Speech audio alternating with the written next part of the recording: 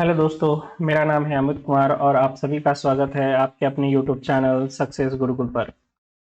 हम लोग अनुपात तथा समानुपात सीख रहे थे, जिसका ये वीडियो नंबर 6 होगा।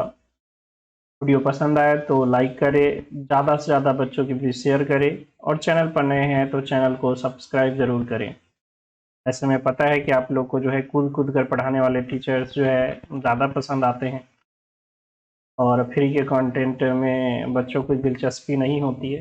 पर ये मेरा छोटा सा प्रयास है कि जो मैंने सीखा है और बच्चों को ऑफलाइन में सिखाया है वो थोड़ा सा आप लोगों को मैं दे सकूं। ऐसे आपकी जानकारी के लिए बता दूं कि मेरे एसएससी सीजीएल 2021 मेंस मैथ में 195.5 मार्क्स थे। जनरली बच्चे बिलीव नहीं करते हैं, तो मैं सोच रहा हूँ कि इसका एक छोटा सा वीडियो बना के डाल दूंगा। और प्री में हमेशा से जो है मेरे 50 में 50 मार्क्स आते रहे हैं मैथ में। ठीक है, तो आप विश्वास कर सकते हो। और मैं अभी स्टेशन मास्टर, रेलवे में स्टेशन मास्टर भी सिलेक्टेड हूँ। तो चलते हैं आज के पहले क्वेश्चन की ओर। कह रहा है दो संख्याओं का अनुपात 2:3 है। यदि पहली संख्या से 5 घटाया जाता है और दूसरी संख्या में 6 जोड़ा जाता है तो अनुपात 5:12 हो जाता है। प्रत्येक संख्या में 8 जोड़े जाने पर अनुपात क्या हो जाएगा। देखिए, पिछली वीडियो में हम लोगों ने सीखा था कि जब दो चीज का अनुपात दिया हो और दोनों में समान कमी या वृद्धि हो तो हम लोग गैप निकाल के वहां से 1 यूनिट का वैल्यू निकाल लेते थे। बट अब क्या होगा, अब जो है दोनों में जो कमी या वृद्धि होगी वो अलग अलग होगी। ठीक है, दोनों में जो कमी और वृद्धि होगी वो क्या होगी, अलग अलग। जैसे यहाँ पे दे रखा है कि दो संख्या का अनुपात 2:3 है। एक संख्या से 5 घटाया जा रहा है पहली संख्या से, और दूसरी संख्या में 6 जोड़ा जा रहा है। और ये के कारण जो है अनुपात कितना हो जा रहा है, 5:12। तो प्रत्येक संख्या में करह के 8 जोड़ देंगे तो ये जो अनुपात बनेगा, नया अनुपात, वो क्या होगा। तो अगर इसको हम लोग पहले बेसिक से करें कि संख्या मान ली क्या, 2x और 3x। संख्या को हम लोगों ने क्या मान लिया, 2x और 3x। पहली संख्या से कितना घटाया गया, 5, और दूसरी संख्या में कितना जोड़ा गया, 6।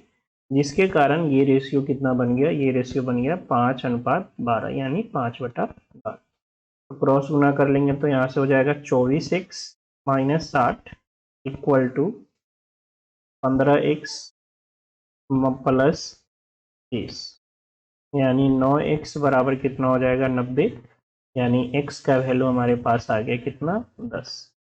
x का वैल्यू 10 आ गया तो हमें दोनों संख्याएं पता हो जाएंगी। एक संख्या हो जाएंगी 2x यानी 2 गुना 10 यानी 20, और दूसरी संख्या हो जाएगी 3x यानी 3 गुना 10 यानी एक संख्या हो गया 20 और दूसरी संख्या हो गई 30। अब कह रहा है दोनों में अगर 8-8 जोड़ दें तो अनुपात क्या हो जाएगा। तो 20 में 8 जोड़ेंगे 28, और 30 में 8 जोड़ेंगे तो कितना हो जाएगा, 38। यानी ये अनुपात हो जाएगा 14:। अब इसी चीज के लिए एक मेथड बनाया गया है जिसका नाम है क्रॉस मल्टीप्लीकेशन मेथड। अब वो कुछ नया और यूनिक कुछ उसमें नहीं है। ये जो हम लोग यहाँ गुना कर रहे हैं ना, इसी गुना को थोड़ा सा शॉर्ट करने का एक तरीका हो गया है ना। इसमें भी हम लोग क्या करते हैं, क्रॉस मल्टीप्लीकेशन करते हैं, है ना। तो यहाँ हमें x मानना पड़ता है, वहां बिना x माने इसी गुना को बिना x माने करेंगे। तो वो कॉन्सेप्ट क्या है, एक रेशियो दे रखा है 2:3 दो संख्याओं का, और इसमें कुछ कमी या वृद्धि हुई जिसके कारण ये रेशियो नया बन गया कितना, 5:12। तो ये 5:12 कब बना, ये 5:12 बना जब पहली संख्या में से 5 घटाया गया है। तो 5 यहाँ पे क्या हुआ है, घटा है इस वाले में, पहली वाले में से। और दूसरी में 6 जोड़े हैं, यानी ये बाद वाले में 6 क्या किए हैं, ऐड किए। अगर दोनों में जो कमी या वृद्धि है, एक में कमी या एक में वृद्धि है, तो सिंबल के साथ लिखेंगे। अगर दोनों में कमी है या दोनों में वृद्धि है तो सिंबल की जरूरत नहीं है। ठीक है, अब इसमें करना क्या है, इस तरह से क्रॉस गुना करेंगे पहले, और फिर इस तरह से क्रॉस गुना करेंगे और दोनों का डिफरेंस देखेंगे। तो 12×2 = 24 और 5×5 = 15। तो 24 और 15 का डिफरेंस कितना हो गया, 9 यूनिट। ठीक है, ये कहाँ से आया, ये भी लिख देते हैं। ये आया 12×24 और -5×15, यानी कितना यूनिट हो गया, ये 9 यूनिट। अब हम लोग करेंगे ऐसे क्रॉस गुना, इससे इसमें और फिर इस वाले से इसमें, और देखेंगे दोनों का अंतर। तो 6 पच्चे 30 और 12 पच्चे 60, लेकिन याद रखिएगा ये माइनस में है, तो अंतर जब माइनस करेंगे तो माइनस माइनस क्या हो जाएगा, प्लस हो जाएगा। तो 6 पच्चे 30 और इधर प्लस का कितना हो जाएगा 60, तो 30 और 60 कितना हो गया 90, यानी 9 यूनिट का ही वैल्यू कितना हो गया 90 हो गया। तो 1 यूनिट का वैल्यू कितना हो जाएगा, 1 यूनिट का वैल्यू 10। तो संख्या कितनी थी, 2 यूनिट और 3 यूनिट, तो 2 यूनिट का 20 हो गया, 3 यूनिट का 30 हो गया। इसमें 8 जोड़ के हम लोग रेशियो बता सकते हैं। इसी का नाम है क्या, cross multiplication method. Cross multiplication, ठीक है। अब ये हुआ कहाँ से, देखो इसमें भी हम लोग क्या करें हैं, इसमें 2 से 12 का गुना हुआ है और 5 से 3 का गुना हुआ है, उसका डिफरेंस 24x और 15x का डिफरेंस।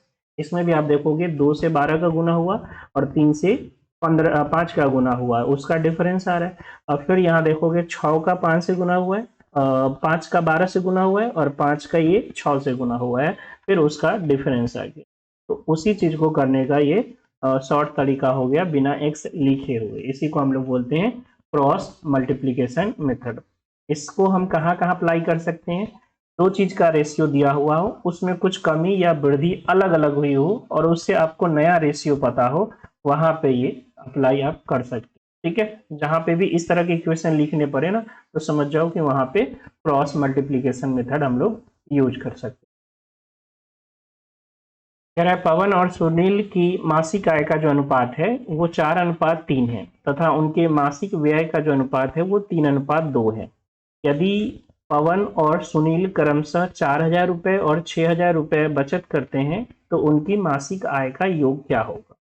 ठीक है, दो व्यक्ति है पवन और सुनील, इनका आय जो है इनकम का रेशियो वो है 4:3, ये इनका इनकम का अनुपात है। और इनका जो व्यय है मासिक व्यय यानी खर्चा, उसका अनुपात दे रखा है 3:2। 3:2। आपको पता है कि आय में से अगर खर्चा घटा दे तो हमें क्या मिलेगा, बचत मिलेगा। और ये बचत हमें पता है कि इसका 4,000 और इसका 6,000 रुपए है।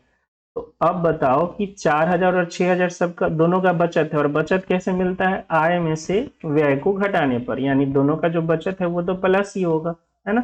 तो सेम चिन्ह है, तो चिन्ह यहाँ लिखने की आवश्यकता नहीं है। तो एक का 4,000 है और एक का 6,000 है, पवन का 4,000 और सुनील का 6,000, तो हम सिर्फ 4 और 6 लिख रहे हैं, बाकी आप 3 जीरो बाद में लगा लेना। ठीक है, तो ये कितना हो गया, 4 दूना 8 और 3 तिहाई 9, 4 दूना 8 और 3 तिहाई 9, तो अंतर कितना हो गया, एक, तो 1 यूनिट आ गया। और फिर ऐसे क्रॉस गुना करेंगे, 18 और 4 दूना 8, तो 18 और 8 का अंतर, 18 और 4 दूना 8 का अंतर कितना हो गया 10। ये 10 है, लेकिन हमें पता है कि इस पर 3 जीरो था, तो यहाँ भी हम लोग क्या करेंगे 3 जीरो चिपका देंगे, यानी 1 यूनिट का वैल्यू कितना हो गया 10,000। आपसे पूछ रहा है कि दोनों के इनकम का यानी मासिक आय का योग क्या है। तो पवन का कितना था 4, सुनील का कितना था 3, तो 4 और 3 7 यूनिट का ही पूछ रहा है, तो 7 यूनिट का कितना हो जाएगा 70,000 हो जाएगा।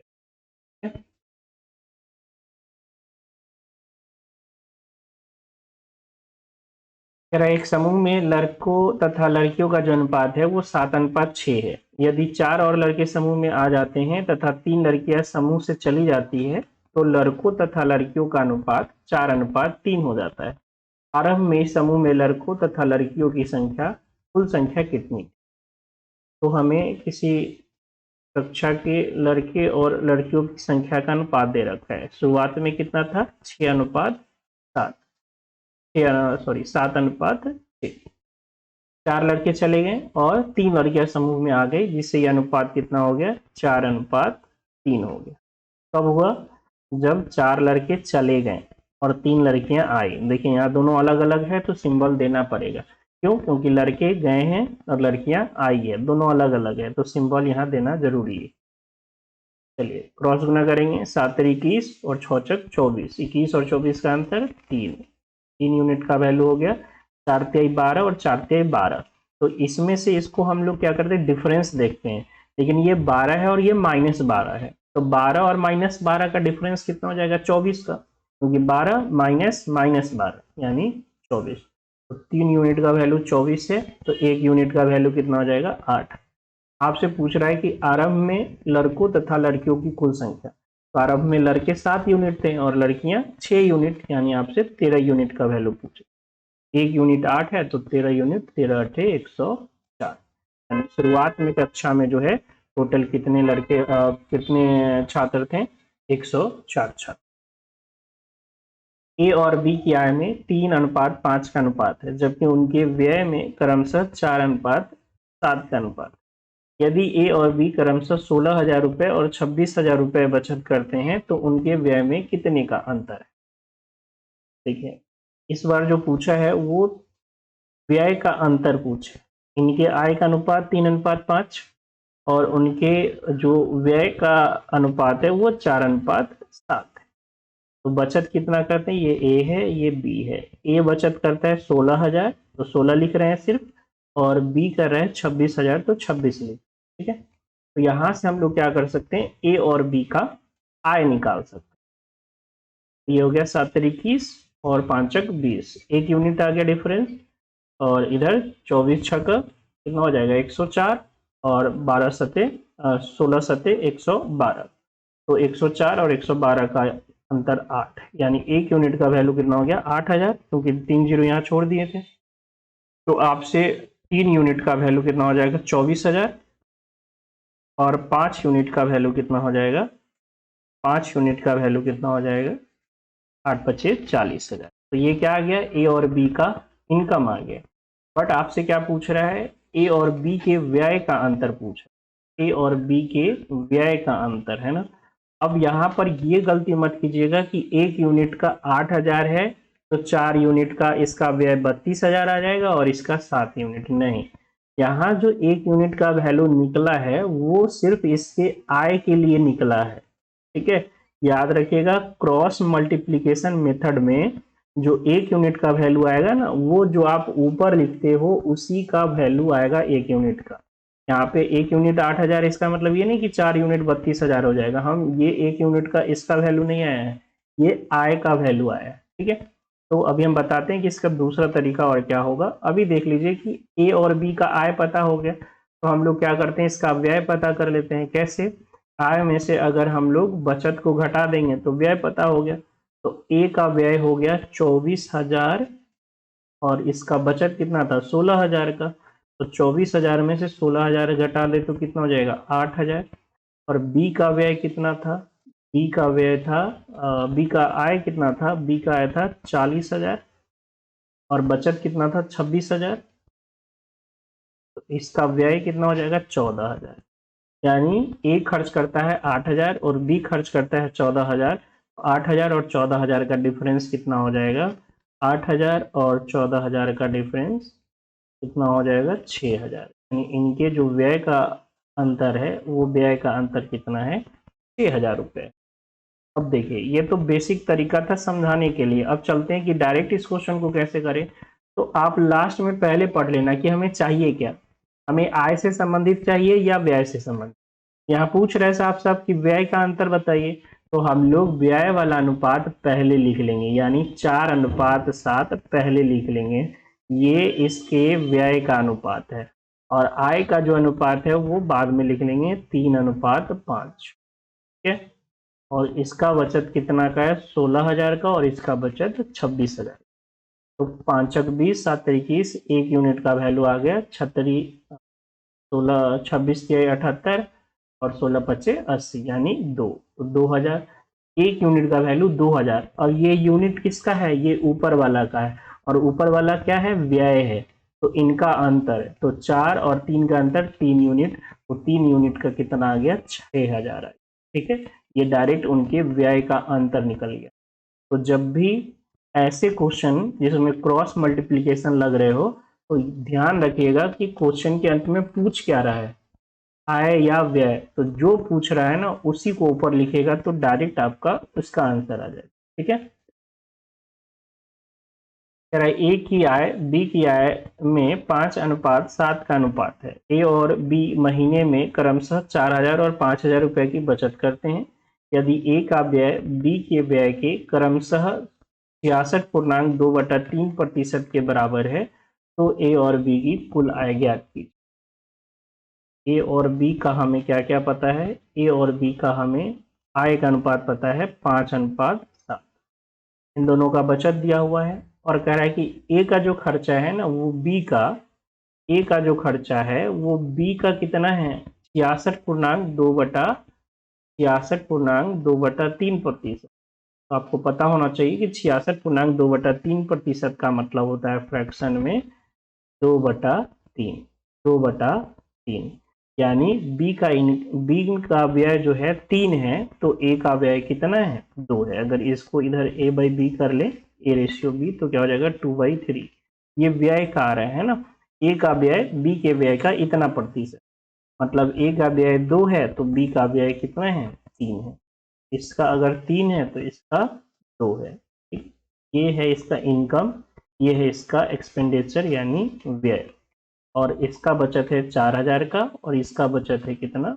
5,000। ठीक है, तो 5×15 और 7×14, एक यूनिट का वैल्यू कितना आ गया? 5×10 और 4×12, तो 10 और 12 का अंतर कितना हो जाएगा? 2, यानी 2,000। तो हमसे क्या पूछा है? ए और बी की कुल आय, तो ए की 5 यूनिट और बी की 7 यूनिट, यानी 12 यूनिट का कितना हो जाएगा? 12×2 = 24। ए और बी की कुल आय कितनी हो गई? 24,000।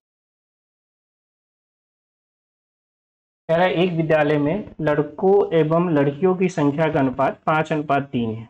5:7 के अनुपात में क्रमशः कुछ नए लड़के एवं लड़कियां का विद्यालय में नामांकन हुआ। अब विद्यालय में कुल विद्यार्थी की संख्या 1200 हो गई और लड़के और लड़कियों का जो अनुपात है वो 7:12 हो गया। तो नए विद्यार्थी के नामांकन से पहले कुल विद्यार्थियों की संख्या कितनी थी? एक विद्यालय में हमें लड़के और लड़कियों की संख्या का अनुपात दिया हुआ है। अब विद्यालय में कुछ लड़के और लड़कियां आई, लेकिन कितनी आई वो नहीं पता है, लेकिन 5:7 के अनुपात में आई। मतलब क्या कि अगर 5 लड़के आए तो 7 लड़कियां आई, 10 लड़के आए तो 14 लड़कियां आई, 50 लड़के आए तो 70 लड़कियां आई, यानी 5:7 में आ रही है।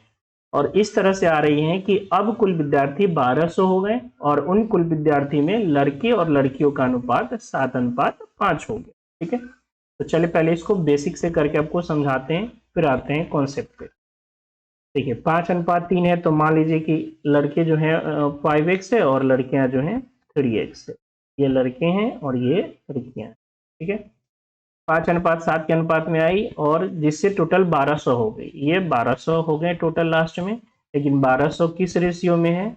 ये 7:5 में है। इस 1200 में ना लास्ट का रेशियो दे रखा है, मतलब क्या कि ये 12 यूनिट का 1200 है, 7 और 5 12 यूनिट, तो 1 यूनिट का 100, यानी लास्ट में जो बच्चे हैं उसमें लड़के कितने हैं? 700 और लड़कियां 5 यूनिट, मतलब लड़के कितने हैं? 500 है। ठीक है, तो लास्ट में टोटल मिलाकर 700 लड़के हैं और शुरू में 5x लड़के थे, तो बताइए नए लड़के कितने आए? तो आप क्या कहोगे? 700 अभी हो गया फाइनल, शुरू में 5x था, तो अब जो जितने नए लड़के आए हैं उनकी संख्या हो जाएगी 700 - 5x।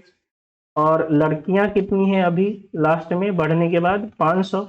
पहले कितनी थी? 3x, तो बड़ी कितनी? 500 - 3x, और यही अनुपात ना हो गया। ये क्या है? नए लड़के जो आए वो, और ये जो नई लड़कियां आई वो, और इनका अनुपात हमें पता है कितना? 5:7, क्योंकि किस अनुपात में आई थी?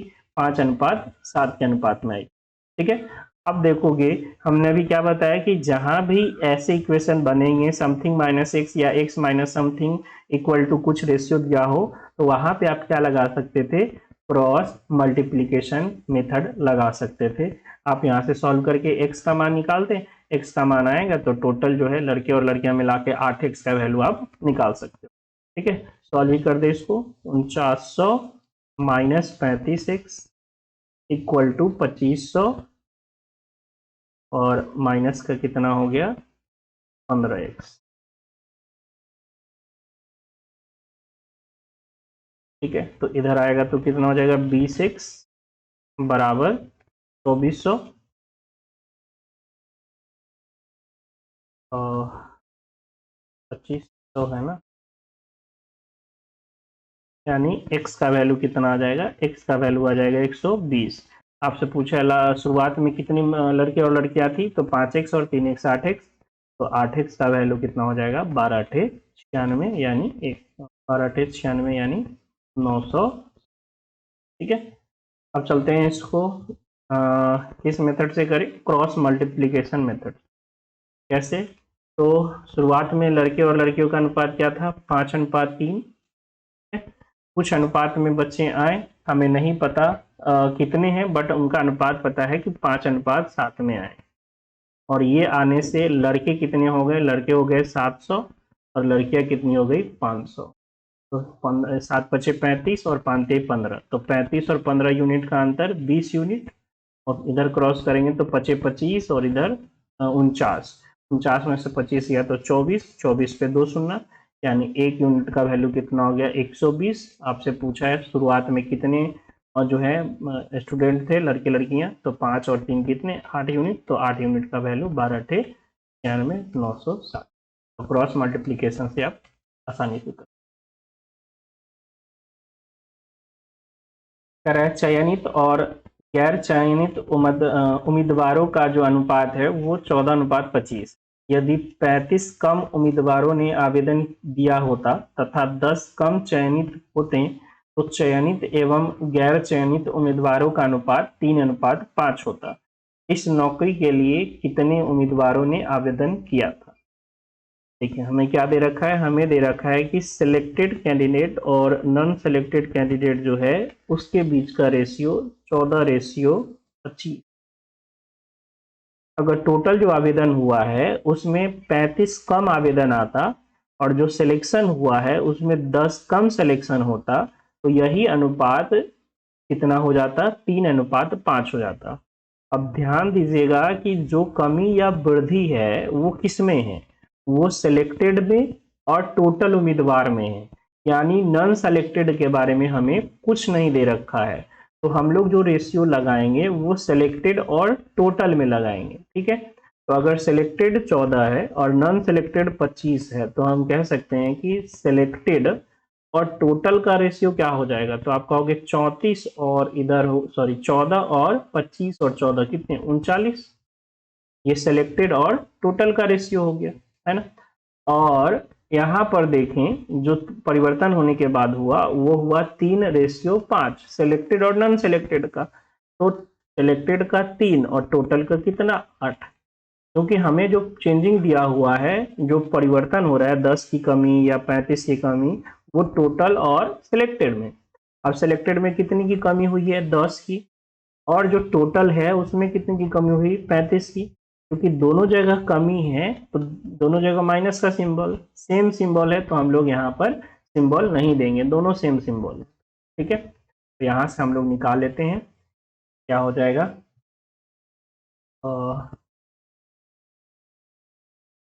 39 तिहाई कितना हो जाएगा 117, 117 और 14 8 112, 117 और 112 5 यूनिट, 5 यूनिट का वैल्यू हो गया 35 तिहाई 105 और 80, 35 तिहाई 105 और इधर हो गया 80, तो 105 और 80 25, यानी 1 यूनिट का वैल्यू कितना आ गया 5। तो यहाँ से शुरुआत में पूछा था कि टोटल कितने जो है आवेदन हुए थे, तो टोटल कितने आवेदन हुए थे शुरुआत में 39, तो 39 यूनिट का वैल्यू कितना हो जाएगा 39 × 195। अब ऐसे क्वेश्चन में ना सॉल्व करने से पहले एक बार ऑप्शन जरूर चेक कर लीजिएगा कि शुरुआत में जो है आपसे पूछ रहा है कि कितने उम्मीदवार थे, यानी 14 और 25 39 यूनिट का वैल्यू पूछ रहा है।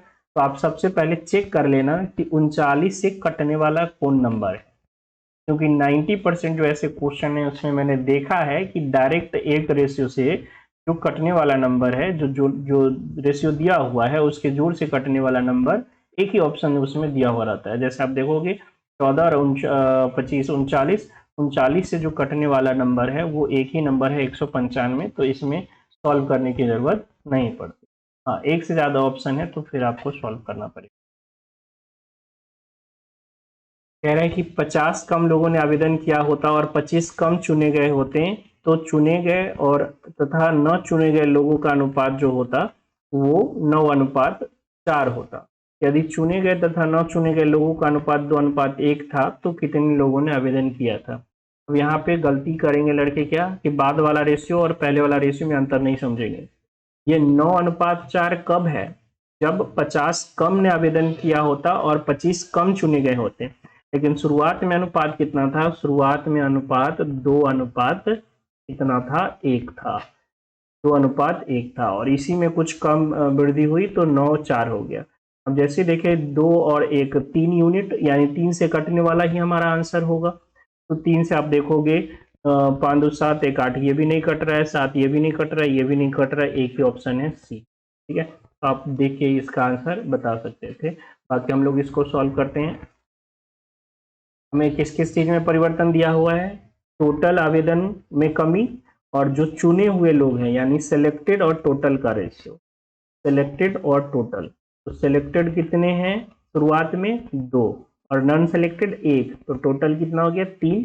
बाद में कब, बाद में कितना, तो सिलेक्टेड 9 और टोटल 9 4 13। ठीक है, तो टोटल कितने कम किए होते 50 और सिलेक्टेड कम कितने होते 25। तो ये हो गया 26 माइनस 27 1 यूनिट, और इधर हो गया आपका 25 नमा 225 और सॉरी 50 नमा 450 और 25 गुना 13 कितना हो जाएगा 375। 375 और 450, 375 और 450 यानी 75। एक यूनिट का वैल्यू क्या आ गया 75। आपसे पूछ रहा है 25 250 325 और 325 75 और 50 सॉरी 125। एक यूनिट का वैल्यू कितना हो जाएगा 125। आपसे पूछा है शुरुआत में कितने थे टोटल, तो 3 यूनिट, तो 3 यूनिट का वैल्यू। तो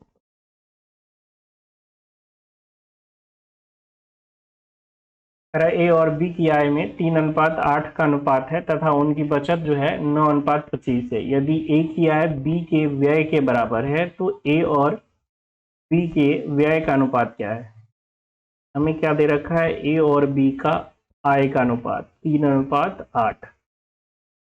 ये इनका इनकम है और उनका जो सेविंग है उसका अनुपात दे रखा है 9:25 और इनके व्यय का अनुपात बताना है। जबकि हम लोग को सिर्फ एक चीज पता है कि जो ए का आय है ना वो बी के व्यय के बराबर है, जो ए का इनकम है वो बी के व्यय के बराबर है।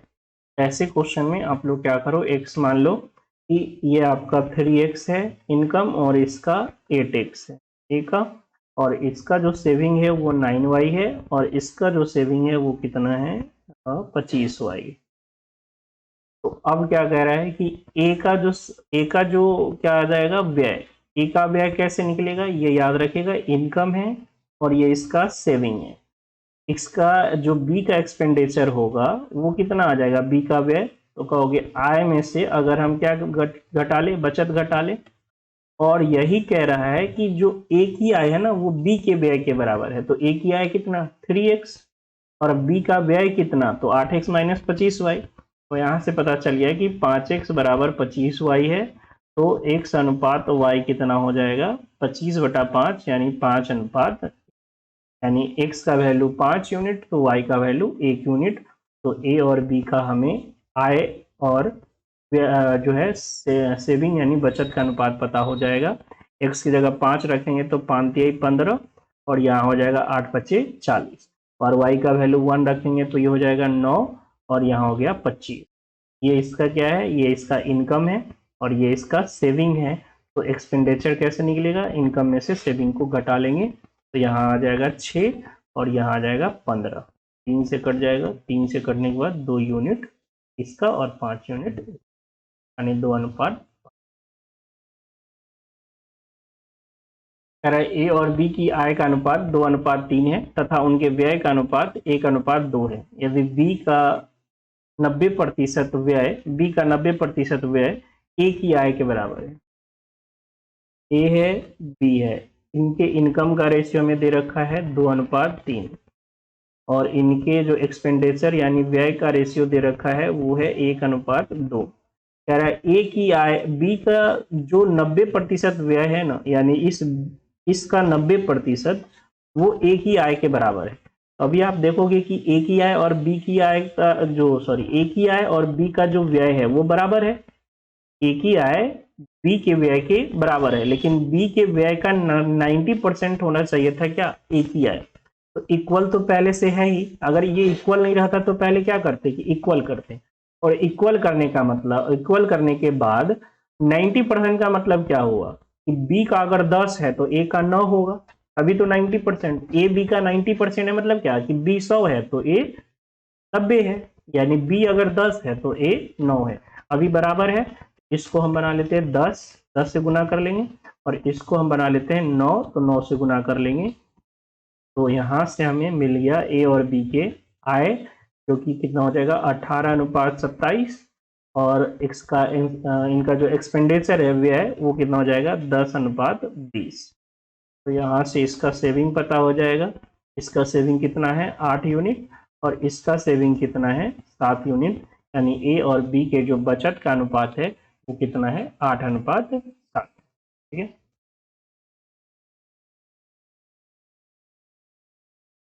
कह रहा है ए और बी की आय 5:3 के अनुपात में है, व्यय जो है 9:5 के अनुपात में। यदि ए की आय बी के व्यय की दुगनी है तो ए और बी की बचत का अनुपात ज्ञात कीजिए। ए है, बी है, इनके इनकम का रेशियो है 5:3, और इनके व्यय यानी एक्सपेंडिचर का रेशियो है 9:5। अब कह रहा है कि जो ए की आय है ना वो बी के व्यय की दुगनी है। अब देखिए ए का जो आय है वो अभी बी के व्यय के इक्वल है। हमें क्या करना है कि ए की आय बी की आय की दुगनी है।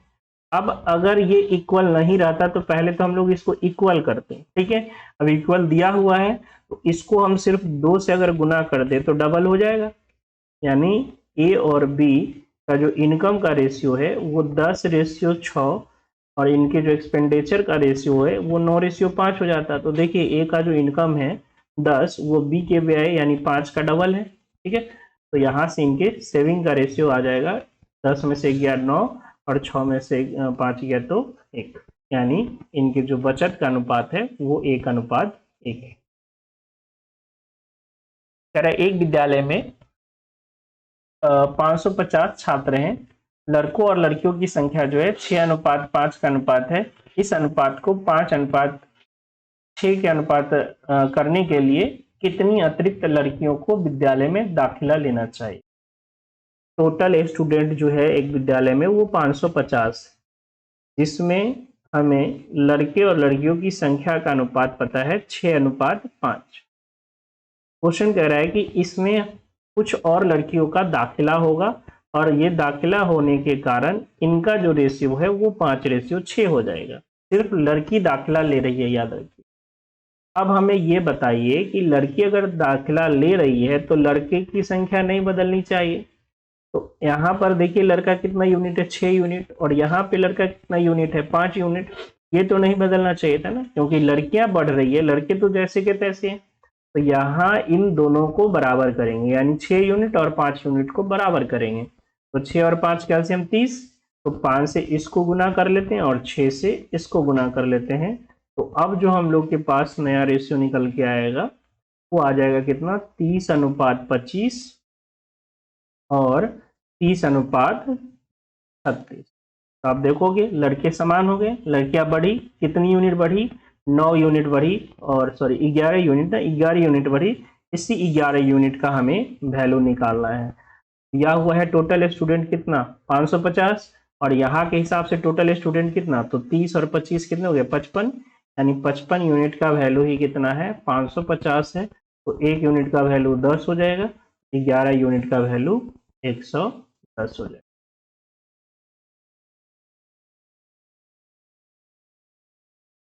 एक समूह में पुरुषों और महिलाओं की संख्या का अनुपात 6:7 है। 15 महिलाएं समूह से निकल जाती है, परिणाम स्वरूप यह अनुपात 12:11 हो जाता है। अब यदि 6 पुरुष समूह में शामिल हो जाते हैं तो समूह में पुरुषों और महिलाओं की संख्या का अनुपात क्या होगा।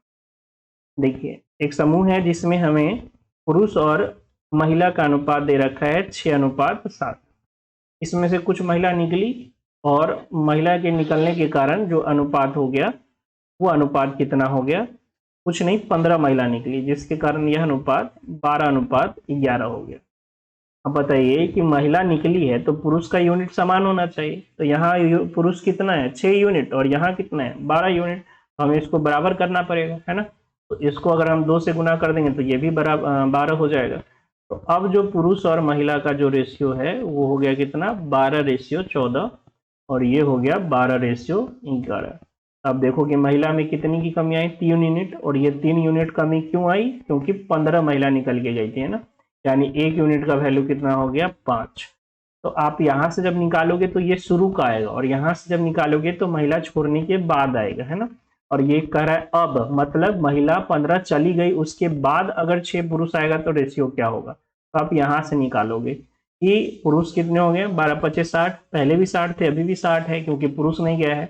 और महिला, अब जो महिला हो गई वो कितनी हो गई 55 हो गई। पहले पूछता तो 14×5 = 70 थी, लेकिन 15 चली गई है तो अब 11×5 = 55 है।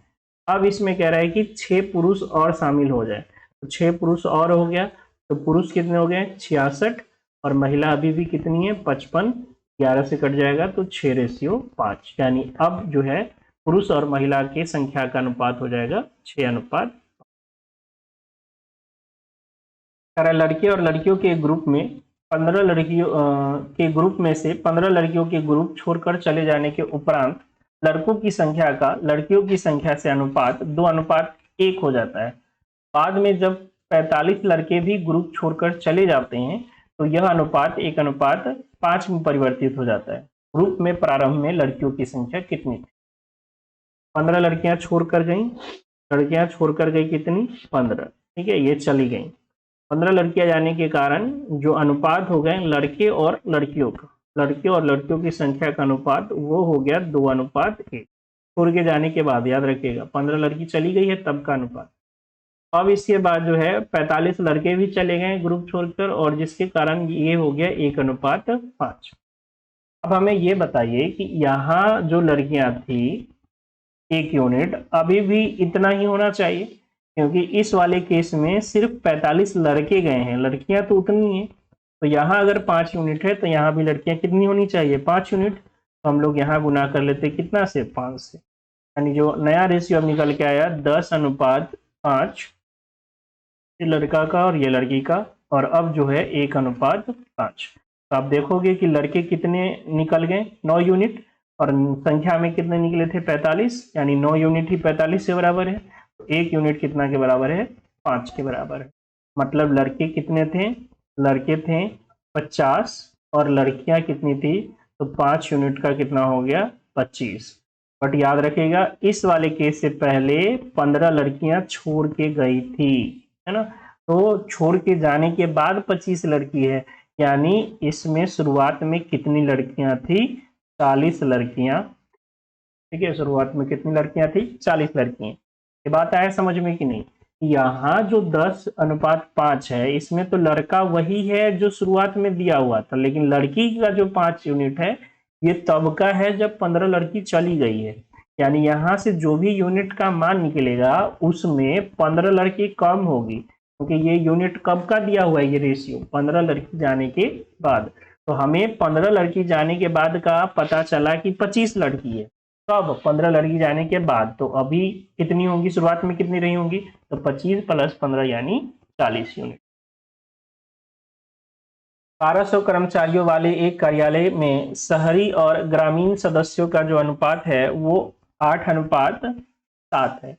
कुछ नए कर्मचारी जिसमें 20 ग्रामीण है के शामिल होने के बाद यह अनुपात 5:4 हो जाता है। तो नए शहरी कर्मचारियों की संख्या ज्ञात करें। देखिए टोटल 1200 कर्मचारी हैं, जिनमें शहरी क्षेत्र के टाउन और विलेज क्षेत्र के जो कर्मचारी हैं उनका अनुपात 8:7 है। कुछ कर्मचारी आते हैं नए कर्मचारी जिनमें 20 ग्रामीण होते हैं, शहरी कितने हैं वो नहीं पता लेकिन 20 ग्रामीण है ये पता है, जिसके बाद यह अनुपात 5:4 हो जाता है। सबसे पहले ये पता कर लो कि शुरुआत में शहरी और ग्रामीण के कितने सदस्य थे, कितने कर्मचारी थे, है ना। तो 8 और 7 कितने 15 यूनिट, 15 यूनिट का वैल्यू 1200, क्योंकि शुरुआत में टोटल कर्मचारी 1200 था, तो 1 यूनिट का हो गया 15 × 120 यानी 80। तो यहाँ पर हमें पता चल गया कि जो टाउन वाले थे वो 88 64 और जो ये थे विलेज वाले वो 8 सते 56 थे। यानी टोटल जो आपके शहरी क्षेत्र के कर्मचारी थे वो 640 थे और ग्रामीण क्षेत्र के 560 थे। अब इसमें हमें पता है कि ग्रामीण क्षेत्र के कितने बढ़े, 20 बढ़ने के बाद कितना हो जाएगा ये 580, लेकिन इसका अनुपात दे रखा है कि ये कितना हो जाता है, ये 5:4 हो जाता है, ये 5:4 हो जाता है। कहने का मतलब 4 यूनिट ही कितना है, 580 के बराबर है। तो 1 यूनिट का वैल्यू, कुछ गड़बड़ हुआ, ये तो पूरा कैंसिल, इससे 2 से कैंसिल हो जाएगा ना। 1 यूनिट का वैल्यू हो गया 4 एकम 4 और 4 चक 16 और 5 चक 20 कैंसिल हो गया। तो 1 यूनिट का वैल्यू 145, तो 5 यूनिट का वैल्यू कितना हो जाएगा, 25 25, 5 चक 20 2 22 और 5 और 2 7, यानी यहाँ पर बढ़ के ये कितना हो गया था 725।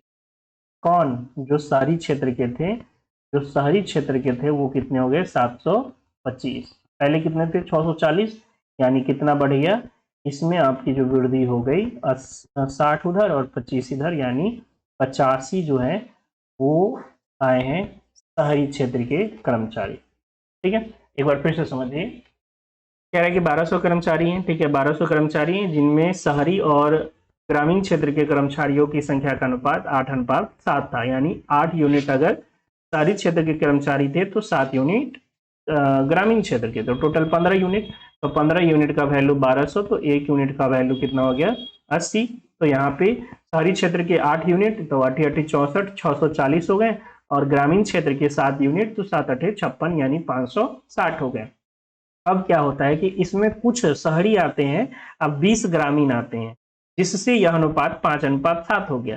तो 20 ग्रामीण आए तो कितने हो गए 580, और हमें पता है कि ये बढ़ने के बाद 5:4 हो रहा है, मतलब ये जो 580 आया है ये कितना यूनिट का वैल्यू है, 4 यूनिट का। तो 1 यूनिट का वैल्यू 145, बढ़ने के बाद शहरी का अनुपात कितना है 5 यूनिट, तो 5 यूनिट मतलब 725, यानी बढ़ने के बाद शहरी कर्मचारियों की संख्या 725 हो गई। पहले कितनी थी, पहले 640 थी, तो कितनी वृद्धि हुई 85 की वृद्धि हुई, यानी जो नए शहरी कर्मचारी हैं उनकी संख्या कितनी है 85 है। 640 छात्रों वाले एक विद्यालय में लड़कों की संख्या तथा लड़कियों की संख्या में 5:3 का अनुपात। यदि इस विद्यालय में से 30 और लड़कियों का नामांकन हो जाता तो कितने अतिरिक्त लड़कों का नामांकन होना चाहिए ताकि लड़कों और लड़कियों की संख्या का अनुपात 14:9 हो जाए। तो पिछले क्वेश्चन की तरह है कि 640 है टोटल स्टूडेंट, जिसमें हमें लड़के और लड़कियों की संख्या का अनुपात दे रखा है। ये अनुपात कितना है 5:3 है। ठीक है, यानी कह सकते हैं कि 8 यूनिट का वैल्यू ही कितना है 640, तो 1 यूनिट का वैल्यू कितना हो जाएगा 80। ठीक है, तो 5 यूनिट का वैल्यू कितना हो जाएगा, 5 यूनिट का वैल्यू 400 और 3 यूनिट का वैल्यू 240। हमें पता चल गया है कि शुरुआत में उस विद्यालय में 400 लड़के थे और 240 लड़कियां थी। अब इस विद्यालय में कह रहा है कि 30 और लड़कियों का नामांकन हो गया, 30 और लड़की का नामांकन हो गया, तो लड़कियां कितनी हो गई 270।